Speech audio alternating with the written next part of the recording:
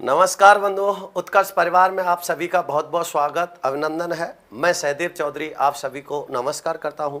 सभी ठीक होंगे, सुरक्षित होंगे, अपनों का ख्याल रख रहे होंगे। आज का जो हमारा प्रकरण होगा वो व्युत्पत्ति, रचना या बनावट के आधार पर शब्द के भेद होंगे।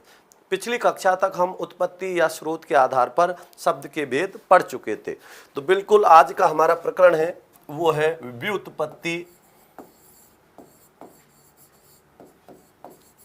व्युत्पत्ति, रचना या बनावट के आधार पर व्युत्पत्ति, रचना या बनावट के आधार पर शब्द के भेद। और व्युत्पत्ति, रचना या बनावट के आधार पर शब्द के कितने भेद होते हैं आप सब अच्छे से जानते ही हो। 3 भेद होते हैं। कौन कौन से होते हैं 3 भेद, इसका भी आपको ध्यान रखना है। तो इसके 3 भेदों की बात करें तो 3 भेद कौन कौन से होंगे, ध्यान रखना। एक तो होता है रूढ़ शब्द, एक तो कौन से शब्द होते हैं, रूढ़ शब्द होते हैं। दूसरा इसका जो भेद होता है वो होता है यौगिक शब्द का, रूढ़, यौगिक। और इसका तीसरा जो भेद होता है योग रूढ़ होता है। रूढ़, यौगिक और योग रूढ़ होता है।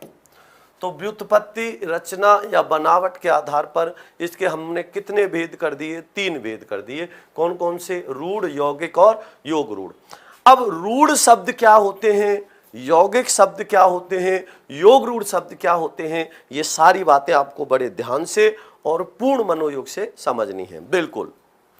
तो देखिए यहां पर सबसे पहला हम भेद पढ़ेंगे रूढ़ शब्द का। और रूढ़ शब्द कौन से होते हैं, तो रूढ़ का मतलब क्या होता है, रूढ़ का मतलब होता है तो वे शब्द जो वर्षों से एक ही अर्थ में प्रयोग किए जा रहे हैं, जो एक ही अर्थ में क्या हो गए हैं, रूढ़ हो गए हैं। तो किसी व्यक्ति का नाम, किसी वस्तु का नाम, किसी स्थान का नाम या कोई भी ऐसी चीज जो एक ही अर्थ में रूढ़ हो जाती है उसे क्या कहते हैं, रूढ़ शब्द कहते हैं। तो इनका भी आपको ध्यान रखना है। तो मैं लिख रहा हूं वे शब्द जो वर्षों से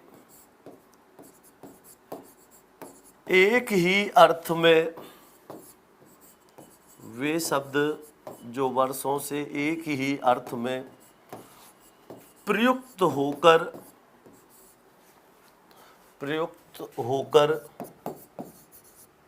या प्रयुक्त हो रहे हैं या हो गए हैं। तो वे शब्द जो वर्षों से एक ही अर्थ में प्रयुक्त होकर रूढ़ हो गए हैं,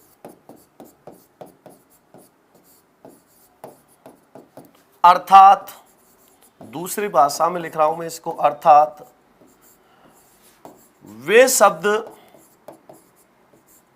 जिनके टुकड़े नहीं किए जा सकते, वे शब्द जिनके टुकड़े नहीं किए जा सकते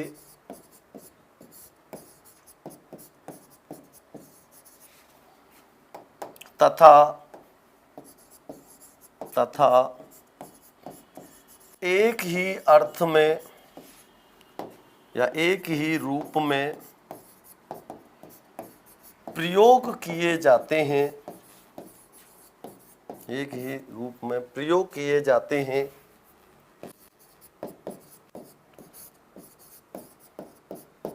रूढ़ शब्द कहलाते हैं। रूढ़ शब्द। अब देखो ये रूढ़ शब्द होते क्या हैं, किसे कहते हैं रूढ़ शब्द। हाँ बिल्कुल।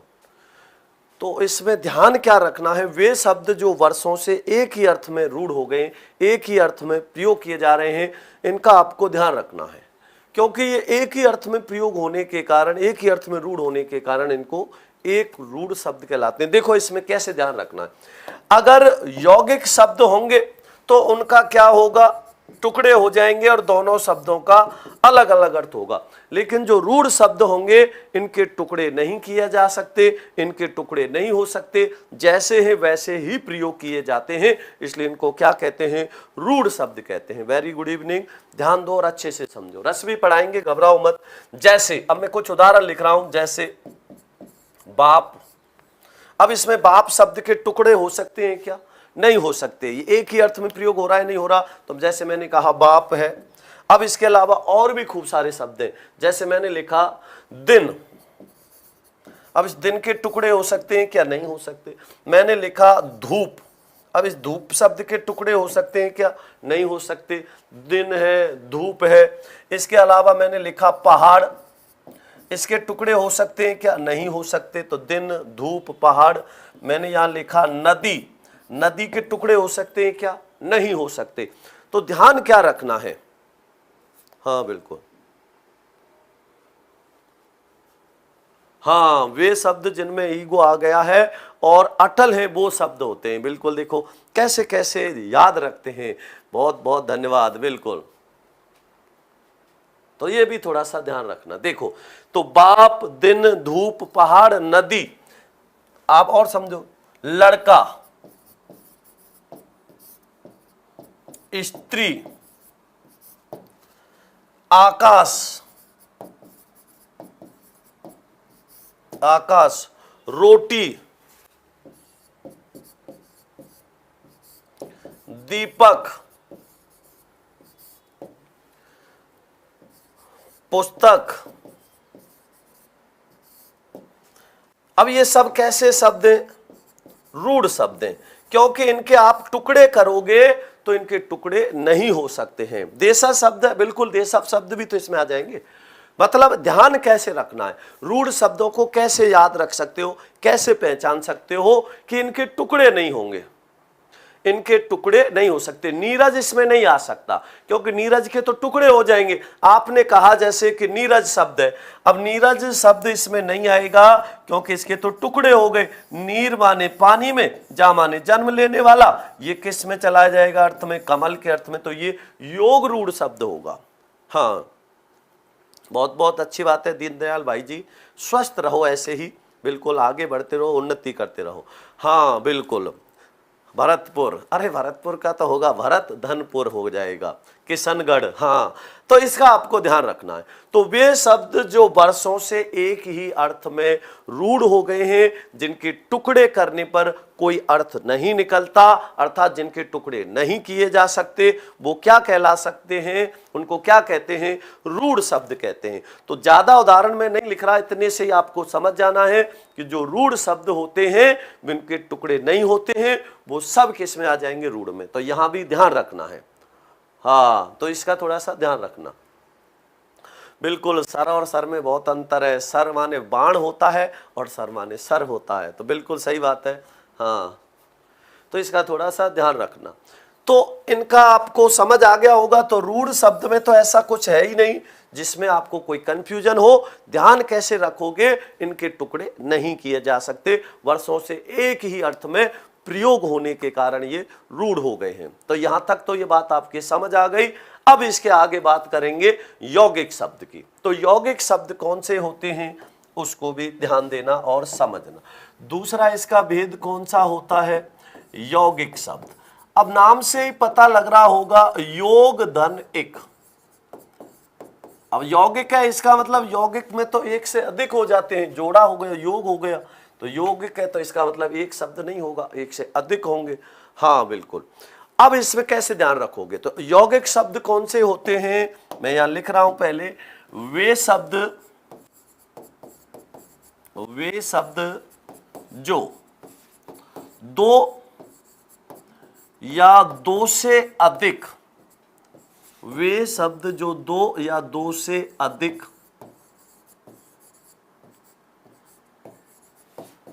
शब्दों से,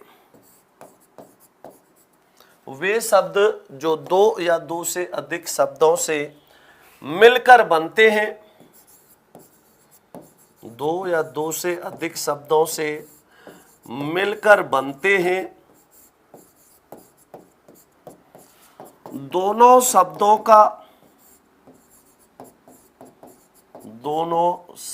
का अलग अलग अर्थ होता है। वे शब्द जो दो शब्दों से मिलकर बनते हैं, दोनों शब्दों का अलग अलग अर्थ होता है। अलग अलग अर्थ होता है।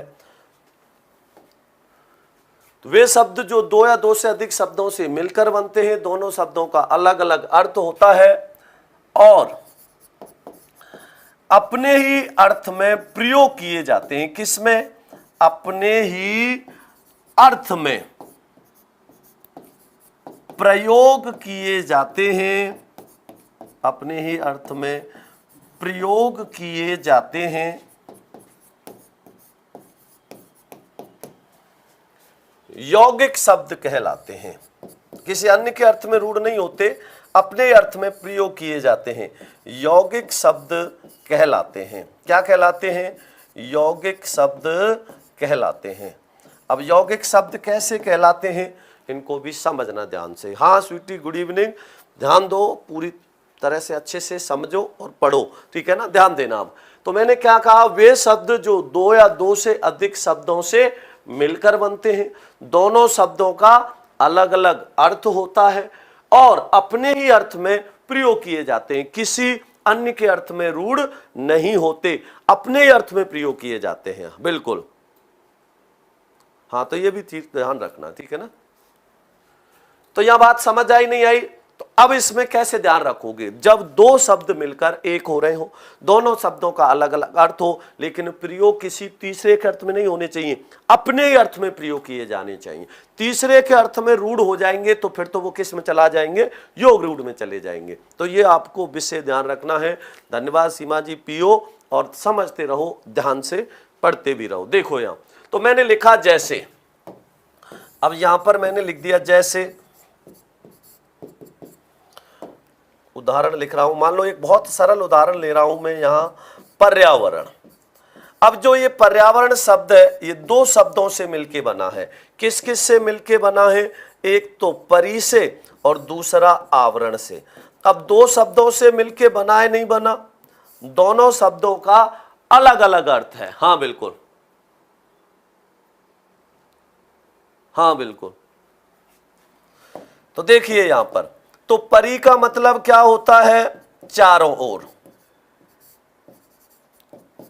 आवरण माने क्या होता है? गिरा हुआ। और चारों ओर से गिरा हुआ क्या होगा? पर्यावरण होगा। तो बताइए, दो शब्दों से मिलके बना नहीं बना? दोनों शब्दों का अलग अलग अर्थ है कि नहीं है? तो वे शब्द जो दो शब्दों से मिलके बने, दोनों शब्दों का अलग अलग अर्थ हो, लेकिन अपने अर्थ में प्रयोग किए जा रहे हो। अब बताइए, पुरुषोत्तम यौगिक शब्द होगा क्या?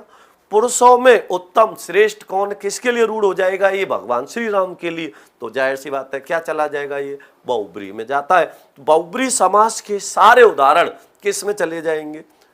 योग रूढ़ में चले जाएंगे। तो ये भी ध्यान रखना है। हाँ बिल्कुल विनोद जी, तो ये भी थोड़ा सा ध्यान रखना। तो परिधन आवरण क्या बना? पर्यावरण बना। इसी प्रकार, हाँ बिल्कुल। तो देखिए इसमें आगे ध्यान देना, जैसे मैंने यहां पर है, भय से रहित होता है। अभय का मतलब क्या होता है? भय से रहित। और अरण्य का मतलब क्या होता है? जंगल होता है। और भय से रहित जंगल क्या कहलाता है? अभयारण्य कहलाता है। बिल्कुल, हाँ। तो अभय धन अरण्य दो शब्दों से मिलके बना, दोनों शब्दों का अलग अलग अर्थ है कि नहीं? अभय का अर्थ होता है भय से रहित, अरण्य का अर्थ होता है जंगल। तो भय से रहित जंगल क्या कहलाता है? अभयारण्य कहलाता है। आ रहा है नहीं आ रहा समझ में? पीडीएफ कहाँ मिलेगी? सोना जी, सोना रघु जी, पीडीएफ आपको टेलीग्राम पर मिलेगी, ठीक है ना। उत्कर्ष स्कूल टेलीग्राम चैनल पर पीडीएफ मिलती है, तो वहां से आप ले सकते हो, ठीक है ना। बिल्कुल बिल्कुल, विद्यालय भी इसी में आएगा। बिल्कुल, देखो इसमें मैं लिख रहा हूं विद्यालय।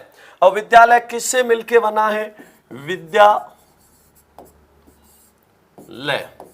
अब विद्यालय शब्द दो शब्दों से मिलके बना है। किस किस से? विद्या धन आलय।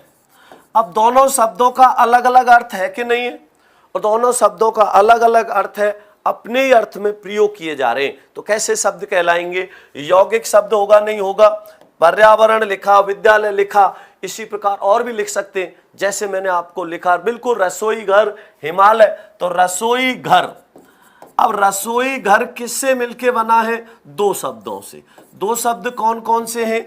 एक तो इसमें रसोई आ रहा है और दूसरा शब्द इसमें घर आ रहा है, तो रसोई धन घर, दो शब्दों से मिलके बना है। दोनों शब्दों का अलग अलग अर्थ है और अपने अर्थ में प्रयोग किए जा रहे हैं, तो जाहिर सी बात है ये किस में जाएंगे? यौगिक में। बिल्कुल, पुस्तकालय भी इसमें आएगा, हिमालय भी इसी में आएगा, बिल्कुल। तो ये भी आपको ध्यान रखना है, बिल्कुल। पंचायत है, गजानन नहीं आएगा इसमें, पंचानन नहीं आएगा, बिल्कुल, क्योंकि गज का है आनंद जिसका, रूढ़ होके बहुब्री में गया तो योग रूढ़ हो गया, बिल्कुल ये नहीं आएगा। दीपावली इसमें आ जाएगा, बिल्कुल। नीलकंठ भी नहीं आएगा। दीपावली क्यों आएगा, इसका कारण समझना। दीपावली किससे मिलके बनी है? दो शब्दों से। किस किस से? दीप धन अवली। अब दीप माने क्या होता है? दीपक। अवली माने होता है पंक्ति या माला। अग्निपथ आ जाएगा, बिल्कुल आएगा। तो दीप माने होता है दीपकों की, अवली माने होता है पंक्ति माला, तो दो शब्दों से मिलके बना। हाँ, तो कौन कौन से? बिल्कुल, दो शब्दों से मिलके बना। दो शब्द कौन कौन से हैं? दीप माने क्या होता है? दीपक। और अवली माने क्या होता है? पंक्ति या माला। तो दीपकों की पंक्ति या माला क्या कहलाती है? दीपावली कहलाती है। तो जब दो शब्दों से मिलकर बने, दोनों शब्दों का, महासागर बिल्कुल इसमें आएगा, दोनों शब्दों का अलग अलग अर्थ हो, लेकिन प्रयोग अपने अर्थ में आ रहे हो, किसी तीसरे के लिए रूढ़ नहीं होने चाहिए। अगर तीसरे के अर्थ में रूढ़ हो गए तो फिर वो किस में चले जाते हैं? बहुब्री समास में। और बहुब्री समास के समस्त उदाहरण क्या कहलाते हैं? योग रूढ़ कहलाते हैं। तो ये भी आपको ध्यान है, बिल्कुल। चिकित्सालय इसी में आएगा, तुलसी दल भी इसी में आएगा, बिल्कुल। देखो मैंने लिखा चिकित्सालय, शब्द लिखा मैंने चिकित्सालय। अब ये दो शब्दों से मिलके बना है, चिकित्सालय दो शब्दों से मिलके बना है। किस किस से? चिकित्सा धन आलय। अब चिकित्सा और आलय दो शब्दों से मिलके बना है। हाँ बिल्कुल, हाँ बिल्कुल। तो थोड़ा सा इसको ध्यान रखना है, क्या कहा मैंने, थोड़ा सा समझना और अच्छे से समझना। दो शब्दों से मिलके बना। दो शब्द कौन से? एक तो चिकित्सा है, एक आलय है। दोनों शब्दों का अलग अलग अर्थ है, अपने अर्थ में प्रयोग किए जा रहे हैं। तीसरा शब्द ईगो वाला है। तीसरा शब्द क्यों नहीं पता लगेगा? बिल्कुल पता लग जाएगा। तीसरा शब्द मतलब बहुब्री समास का होना चाहिए, विशेष अर्थ में रूढ़ होना चाहिए। महासागर इसी में आएगा, बिल्कुल इसी में आएगा। देखो मैंने लिखा महासागर। अब महासागर को यहां पर मैं लिख रहा हूं, ध्यान से समझना। मैंने लिखा महासागर। अब ये महासागर शब्द दो शब्दों से मिलके बना है। दो शब्द कौन कौन से हैं? एक तो महान और एक सागर। बिल्कुल, गुलाब जामुन आ जाएगा इसमें, बिल्कुल। दो शब्द तो महासागर, तो एक तो इसमें पद क्या आ रहा है, शब्द क्या आ रहा है? महा, और दूसरा क्या आ रहा है? सागर आ रहा है। दो शब्दों से मिलके बना और अपने अर्थ में प्रयोग किया जा रहा है। बिल्कुल, गुलाब जामुन भी आएगा इसी में। हाँ बिल्कुल। तो ये भी थोड़ा सा ध्यान रखना। तो महासागर दो शब्दों से मिलके बना, दोनों शब्दों का अलग अलग अर्थ है, अपने ही अर्थ में प्रयोग किया जा रहा है। तो जाहिर सी बात है ये कौन सा होगा? इसको किस में रखेंगे? हाँ, महापागल भी इसी में आ जाएगा। तो ये किस में आएगा? यौगिक शब्द में। तो मैं यहाँ एक नोट लगा रहा हूं, ध्यान रखना है। हाँ, तो ध्यान देना। जैसे विशेष करके लिख रहा हूं मैं, विशेष, जिसे आप अंग्रेजी में नोट कहते हो, इसे हिंदी में मैं विशेष कहता हूं। तो मैं यहां लिख रहा हूं संधि, समास, उपसर्ग,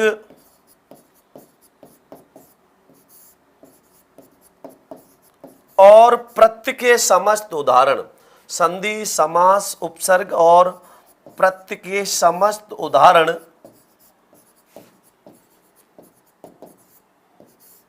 संधि, समास, उपसर्ग और प्रत्यय के समस्त उदाहरण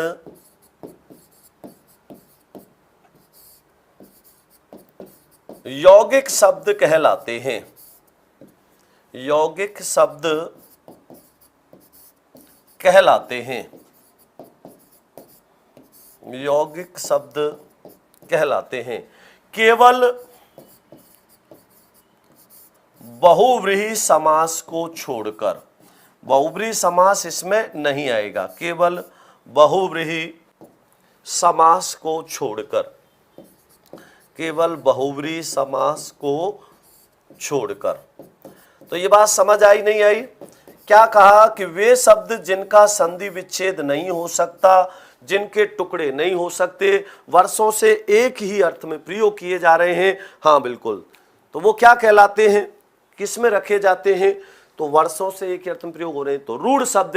वे शब्द जो दो शब्दों से मिलकर बनते हैं, दोनों शब्दों का अलग अलग अर्थ होता है और किसके अपने अर्थ में प्रयोग किए जाते हैं, क्या कहलाते हैं? तो ये क्या कहलाएंगे? यौगिक शब्द। तो समास को छोड़कर, तो बहुब्रीहि समास को छोड़कर, क्योंकि बहुब्रीहि समास के उदाहरण किस में चले जाएंगे? योग रूढ़ में। तो ये भी आपको ध्यान रखना है। अब इसके आगे बात करेंगे, ध्यान देना और अच्छे से समझना। तो यहां तक तो समझ आ गया होगा। तो अभी हमने दो की बात करी, एक तो रूढ़ की और एक योग रूढ़ की, रूढ़ की और यौगिक की। अब तीसरी बात करेंगे, हाँ बिल्कुल तीसरी बात करेंगे योग रूढ़ की। तो रूढ़ और यौगिक समझ आ गया होगा। तीसरा इसका भेद होगा योग रूढ़। तो योग रूढ़ शब्द कौन से होते हैं? तो दोनों चीज मिलके आ जाएंगी तो वो योग रूढ़ हो जाएंगे।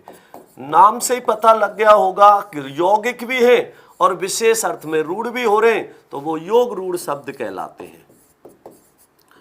तो योग रूढ़ शब्द, तो योग रूढ़ का मतलब नाम से ही पता लग गया, योग मतलब यौगिक होंगे और विशेष अर्थ में रूढ़ होंगे, तो इसलिए योग रूढ़ हो जाएंगे। बिल्कुल महानायक यौगिक शब्द होगा, बिल्कुल होगा। तो इसको भी ध्यान देना। तो देखो मैं लिख रहा हूं, वे शब्द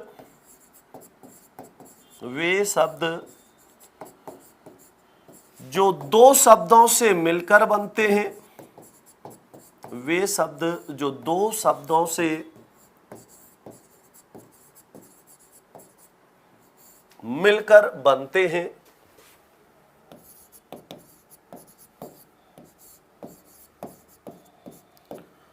दोनों शब्दों का, वे शब्द जो दो शब्दों से मिलकर बनते हैं और दोनों शब्दों का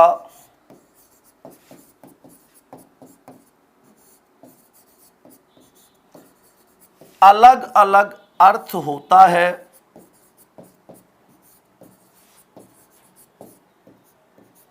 वे शब्द जो दो शब्दों से मिलकर लिखते हैं, वे शब्द जो दो शब्दों से मिलकर बनते हैं और दोनों शब्दों का अलग अलग अर्थ होता है, लेकिन किसी तीसरे के अर्थ में या किसी अन्य के अर्थ में या किसी अन्य अर्थ में रूढ़ हो जाते हैं, किसी अन्य अर्थ में रूढ़ हो जाते हैं,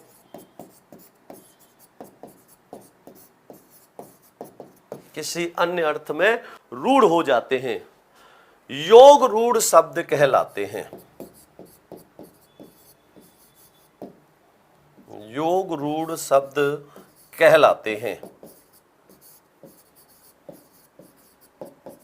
योग रूढ़ शब्द कहलाते हैं।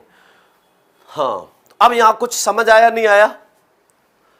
क्या कहा मैंने कि वे शब्द जिनका संधि विच्छेद नहीं किया जा सकता, वर्षों से एक ही अर्थ में रूढ़ हो गए हैं, रूढ़ शब्द।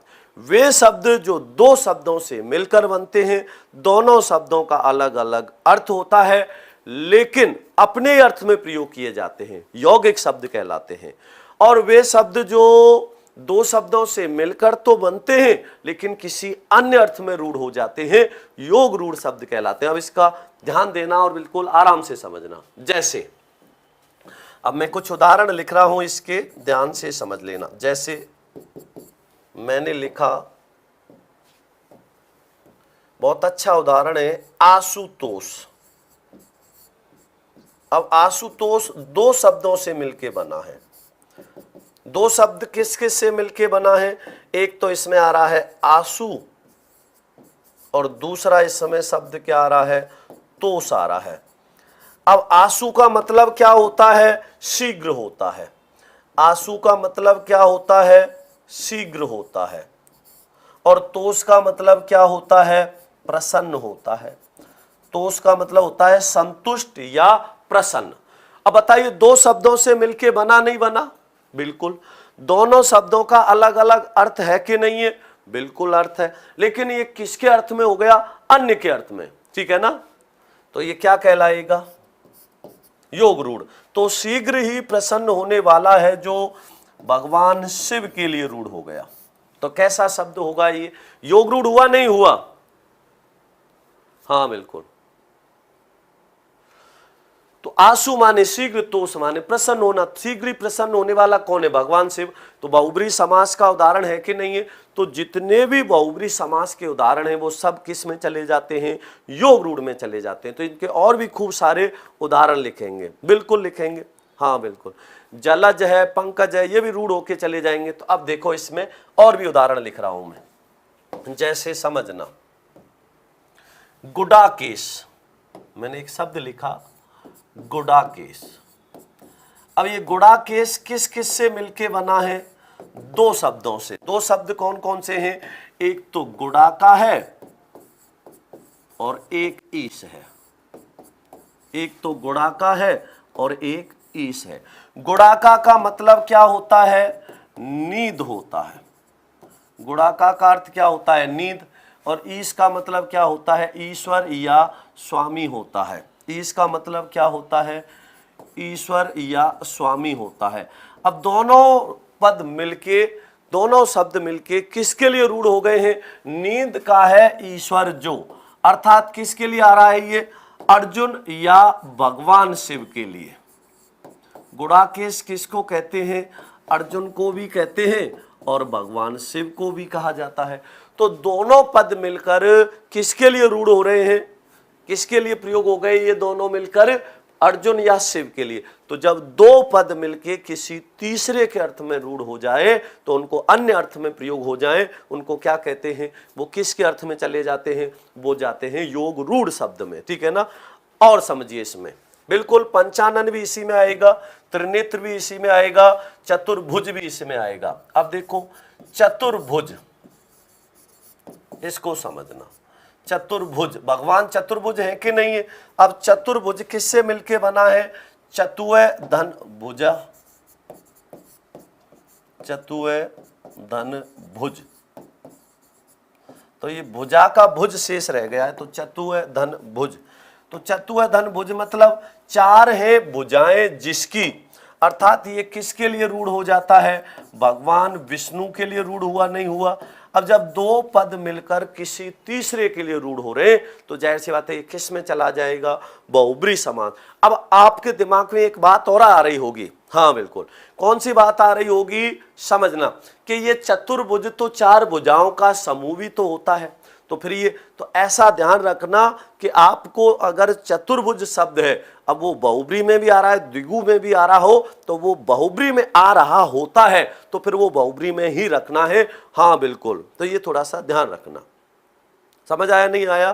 तो ये भी आपको पता होना जरूरी है। हाँ बिल्कुल।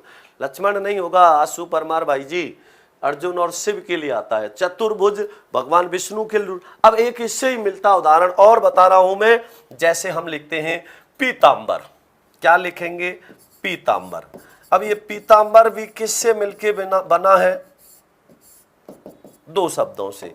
किस किस से? पीत धन अंबर। पीत धन अंबर। अब पीत माने क्या होता है? पीले। अंबर माने क्या होता है? वस्त्र। बिल्कुल, दो शब्दों से मिलके बना। पीत माने क्या हो जाएगा? पीले। और अंबर माने क्या होता है? वस्त्र। तो पीले हैं वस्त्र जिसके, हाँ बिल्कुल, पीले हैं वस्त्र जिसके, ठीक है ना? तो इसका थोड़ा सा ध्यान रखना। तो पीले हैं वस्त्र जिसके, अर्थात ये किसके लिए रूढ़ हो जाता है? भगवान श्री कृष्ण या विष्णु के लिए रूढ़ हो जाता है। तो जब दो पद मिलकर किसी अन्य के अर्थ में रूढ़ हो जाएं, बिल्कुल द्विवेदी, त्रिवेदी, चतुर्वेदी इसमें नहीं आएंगे, ये किस में जाएंगे? यौगिक में जाएंगे, ठीक है ना। लंबोदर इसमें आएगा, बिल्कुल आ जाएगा, हाँ बिल्कुल। पीले हैं वस्त्र जिसके, अर्थात भगवान श्री कृष्ण या विष्णु के लिए। तो दो पद मिलकर किसके अर्थ में रूढ़ हो गए? किसी तीसरे के, किसी अन्य अर्थ में। और जब दो पद मिलके किसी तीसरे या अन्य अर्थ में रूढ़ हो जाते हैं तो वहां कौन सा हो जाता है? बहुब्री समास। और बहुब्री समास के समस्त उदाहरण किस में गिने जाते हैं, किस में माने जाते हैं? योग रूढ़ शब्द में माने जाते हैं। तो इसका भी आपको ध्यान, बिल्कुल दशानन भी इसी में आएगा। कैसे आएगा दशानन? तो देखो इसमें भी 10 आनन। अब दशानन किससे मिलके बना है? 10 आनन। 10 है आनन जिसके, 10 है आनन जिसके। तो 10 दो शब्दों से मिलके बना है ये, एक तो 10 और एक किससे मिलके बना है? आनन से। अब 10 है आनन जिसके, अर्थात ये किसके लिए रूढ़ हो जाता है? रावण के लिए। जब दो पद मिलकर किसी तीसरे के लिए रूढ़ हो जाते हैं, हाँ, तो वो किस में चला जाता है? बहुब्री में। बहुब्री समास के समस्त उदाहरण किस में जाते हैं? योग रूढ़ में जाते हैं। तो ये भी आपको ध्यान रखना। चंद्रशेखर बिल्कुल इसी में आएगा। चंद्रमा है शिखर पर जिसके, किसके लिए आता है? भगवान शिव के लिए, बिल्कुल इसी में आएगा। तो मैंने लिखा जैसे चंद्रशेखर, देखो इसको भी समझ लो, चंद्रशेखर। अब चंद्रशेखर क्या है? दो पदों से मिलके बना है, एक तो चंद्र और एक किस में बना, किससे मिलके बना है? ये शिखर। शिखर मतलब क्या होता है? मस्तक पर। तो चंद्र धन शिखर मिला के लिखा तो चंद्रशेखर हो गया। अब चंद्रमा है शिखर पर जिसके, अर्थात किसके लिए रूढ़ हो रहा है? भगवान शिव के लिए रूढ़ हो रहा है। तो ये किस में आएगा? चंद्रशेखर है तो भगवान शिव के लिए रूढ़ हो गया, किस में जाएगा? बहुब्री समास। बहुब्री समास के समस्त उदाहरण किस में चले जाते हैं? योग रूढ़ में समेत चले जाते हैं। तो बिल्कुल पंचवटी, 5 वट वृक्षों का समूह, अब ये किस में आएगा? अब ध्यान ये रखना है, पंचवटी 5 वट वृक्षों का समूह, ये समूह का बोध करा रहा है। अब यहां पर विशेष अर्थ आना चाहिए था। अब नीलकंठ है, ये बिल्कुल होगा इसमें। देखो यहां पर मैंने लिखा नीलकंठ, नीलकंठ। अब नीलकंठ किस में जाएगा? नील धन कंठ मिला के लिखा। अब नीला है कंठ जिसका, ये किसके लिए आ रहा है? भगवान शिव के लिए। और भगवान शिव के लिए आ रहा है तो जाहिर सी बात है ये किस में जाएगा? बहुब्री में जाएगा। तो ये भी थोड़ा सा ध्यान। गजानन गणेश जी के लिए आता है तो ये भी किस में जाएगा? गणेश, गणधन ईश्वर में जो सबसे पहले गिना जाता है वो गणेश है, तो ये भी किस में चला जाएगा? बहुब्री में। तो ध्यान कितना रखना है कि इतना ही रखना है कि बहुब्री समास के समस्त उदाहरण किस में आते हैं? बहुब्री समास के समस्त उदाहरण योग रूढ़ में आते हैं। तो एक नोट लगाने से ही पता लग जाएगा। कमल नयन भी रूढ़ हो जाएगा बहुब्री में, इसलिए ये भी आएगा। तो ज्यादा दिमाग लगाना नहीं, सीधा नोट लगा लेना है विशेष करके। तो विशेष करके लिख देता हूं, बहुब्री समास के समस्त उदाहरण, बहुव्रीहि समास के समस्त उदाहरण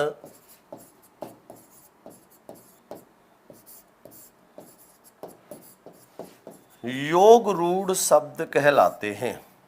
बहुव्रीहि समास के समस्त उदाहरण योग रूढ़ शब्द कहलाते हैं, योग रूढ़ शब्द कहलाते हैं।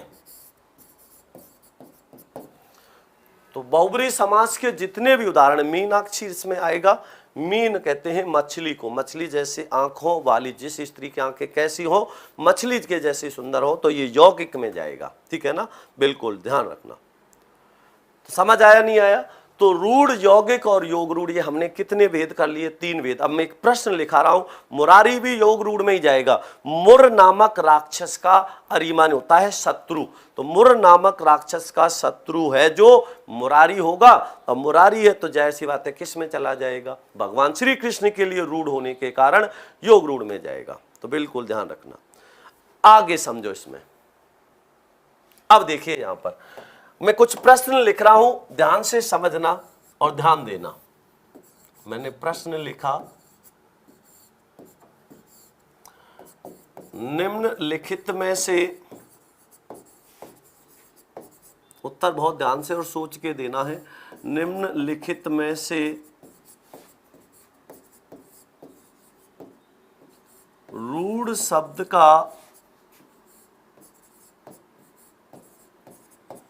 उदाहरण नहीं है।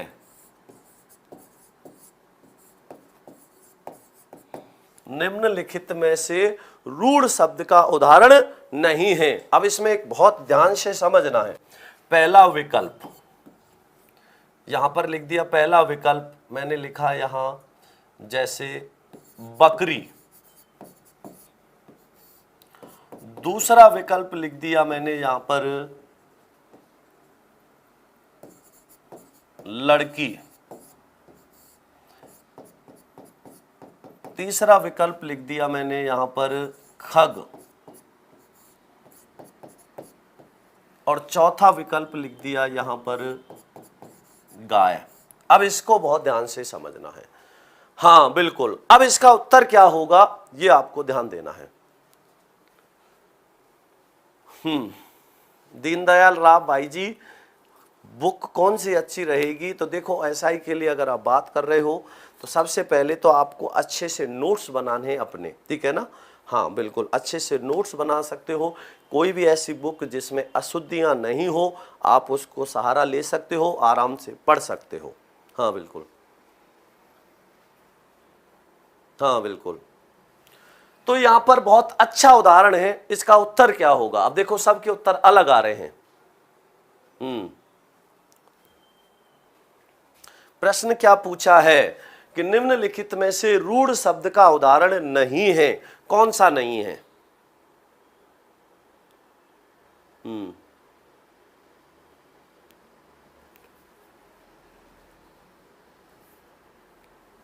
बिल्कुल,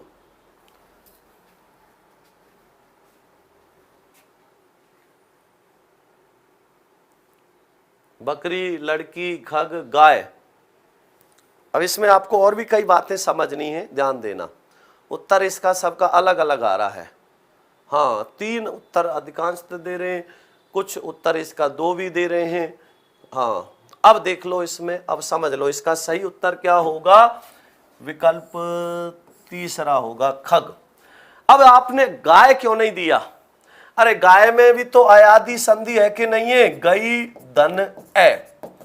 तो ध्यान रखना, अयादि संधि के उदाहरण भी किस में माने जाते हैं? अयादि संधि के उदाहरण भी रूढ़ शब्दों में माने जाते हैं। तो ये मत गिन लेना कहीं अयादि संधि को, इसका ध्यान रखना है। देखो अब इसमें मैंने कहा आपका उत्तर बिल्कुल सही है। खग, खग किससे मिलके बना है? ख धन ग से मिलके बना है। अब इसके टुकड़े हो गए, अब इसके टुकड़े हो गए तो देखो ख माने क्या होता है? आकाश। ख माने क्या होता है? आकाश होता है। ख माने होता है तो ख और ग से मिलके बना है। ख का अर्थ क्या होता है? आकाश। और ग माने क्या होता है? गमन करना। और आकाश में गमन करने वाले कौन होते हैं? पक्षी। तो बताइए है कि नहीं है? इसका अर्थ निकल रहा है। खग का अर्थ है कि नहीं है? इनके टुकड़े किए, टुकड़े करने पे अर्थ भी निकला, तो जाहिर सी बात है ये किस में आएंगे? यौगिक में। लेकिन गाय के टुकड़े किए आपने, गई धन ए, संधि विच्छेद तो हुआ, अयादि संधि भी है, लेकिन ये इसमें क्यों नहीं आ रहा? क्योंकि अयादि संधि के जो उदाहरण होते हैं वो रूढ़ शब्दों पर आधारित होते हैं, इसलिए ये भी किस में जाएगा? रूढ़ में ही जाएगा। तो इसलिए इसका सही उत्तर क्या हो गया? तो इसका सही उत्तर विकल्प सी हुआ, तीसरा हुआ, यही इसका। अब इसके अलावा और समझना, ध्यान देना। अगला प्रश्न लिख रहा हूं मैं, निम्नलिखित में से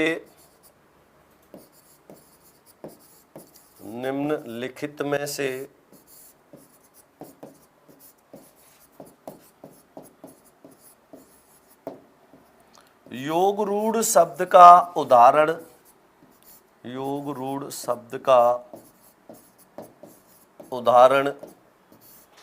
है। निम्नलिखित में से योग रूढ़ शब्द का उदाहरण है। हाँ,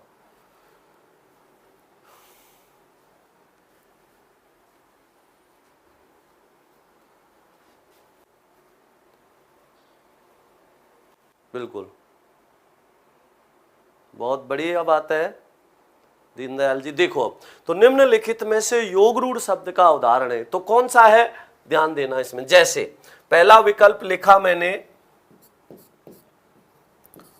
प्रत्यक्ष, दूसरा विकल्प लिखा मैंने परोक्ष,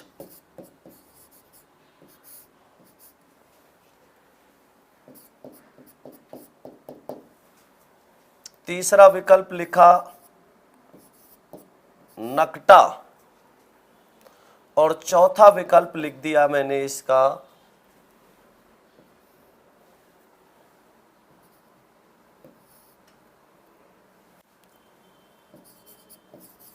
महापुरुष। ये लो, अब इसका उत्तर क्या होगा प्रांजल जी? ये सभी के लिए है। हाँ बिल्कुल। अब इसका पूछा जा रहा है, इसमें मैंने आपसे पूछा कि निम्नलिखित में से योग रूढ़ शब्द का उदाहरण है, इसका उत्तर क्या होगा?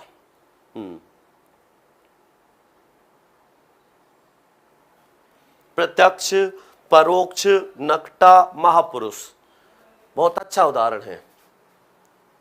हाँ बिल्कुल, राजेंद्र भाई जी आते हैं। तो क्या होगा? निम्नलिखित में से योग रूढ़ शब्द का उदाहरण है प्रत्यक्ष, परोक्ष, नकटा, महापुरुष। अब इसमें देखो सबके अलग अलग उत्तर आ रहे हैं, सभी के अलग अलग उत्तर आ रहे हैं। इसमें कुछ इसका उत्तर डी दे रहे हैं, कुछ सी भी दे रहे हैं, कुछ डी दे रहे हैं, कुछ सी भी दे रहे हैं।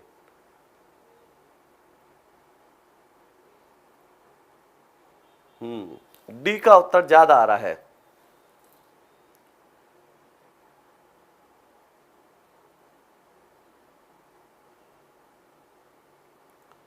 महापुरुष बता रहे हैं ज्यादातर। अब समझ लो, इसका मैं बता देता हूं इसका सही उत्तर क्या होगा। देखो, प्रत्यक्ष किससे मिलके बना है? प्रतिधन अक्षी, अक्षी का अक्ष शेष रह जाता है, तो दो शब्दों से मिलके बना, दोनों शब्दों का अलग अलग अर्थ है, अपने अर्थ में आ रहे हैं। ये कैसा शब्द होगा? यौगिक होगा। प्रत्यक्ष कैसा है? यौगिक है। परे धन अक्षी, जो आंखों से परे हो, वो क्या होता है? परोक्ष होता है। ये भी कैसा उदाहरण है? यौगिक का है। और महान है जो पुरुष, पुरुष की विशेषता बता रहा है। मान है, अरे तो ये कर्मधारय है, समास है, बहुब्री है क्या महापुरुष में? बहुब्री है ही नहीं, तो ध्यान रखना। तो महापुरुष ये भी कौन है? यौगिक है। ये भी क्या है? यौगिक है। हाँ, लेकिन ये किसके अर्थ में रूढ़ हो रहा है? कटी हुई है नाक जिसकी, दो शब्दों से मिलकर बना है। हाँ, दो शब्दों से मिलकर बना है, दोनों शब्दों का अलग अलग अर्थ है। नाक धन कटा, तो कटी हुई है नाक जिसकी, दो शब्दों से मिलके बना, दोनों शब्दों का अलग अलग अर्थ है। अपने अर्थ में प्रयोग नहीं हो रहा, अन्य के अर्थ में रूढ़ हो रहा है। किसके अर्थ में? बेशरम के अर्थ में। जब दो शब्द मिलकर किसी अन्य के अर्थ में रूढ़ हो जाते हैं तो वो योग रूढ़ कहलाते हैं। और योग रूढ़ समास, योग रूढ़ शब्द के जितने भी उदाहरण हैं वो बहुब्री समास में आते हैं, और बहुब्री समास के सारे उदाहरण योग रूढ़ होते। इसलिए इसका उत्तर कौन सा होगा? तीसरा होगा।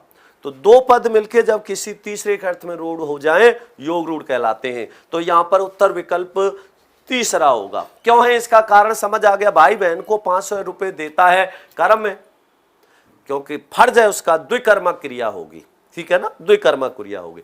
तो ये समझ आया नहीं आया, तो इसका भी आपको ध्यान रखना है। तो आज हमने चर्चा करी है किसकी, व्युत्पत्ति, रचना या बनावट के आधार पर। अब इसके आगे की चर्चा करेंगे सोमवार को। तब तक के लिए सभी भाई बहनों को नमस्कार। रात को 9 बजे वाली क्लास जरूर लिया करो, वहां हम बहुत सारे महत्वपूर्ण प्रश्नों को हल करते हैं। यूपी उत्कर्ष पर है, तो वो भी आप रात को 9 बजे जरूर ले। तब तक के लिए सभी भाई बहनों को नमस्कार, धन्यवाद। जय श्री कृष्णा, राधे राधे।